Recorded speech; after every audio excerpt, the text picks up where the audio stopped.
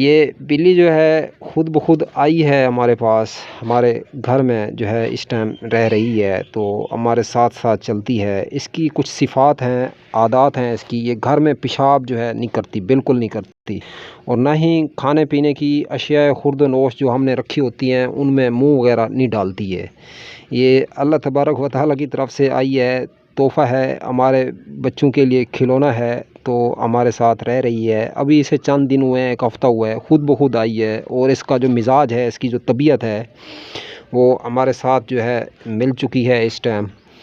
تو یہ اٹھتی ہے، بیٹھتی ہے، اس کو ہم نے نہیں پالا، یہ بلکہ خود بخود آ گئی ہے۔ تقریباً اسے 4 5 6 دن ہوئے ہیں، تو گھر میں رہ رہی ہے۔ یہ بچوں نے مجھے بتایا ہے کہ یہ اس طرح جو ہے ہمارے ساتھ آ گئی ہے اب۔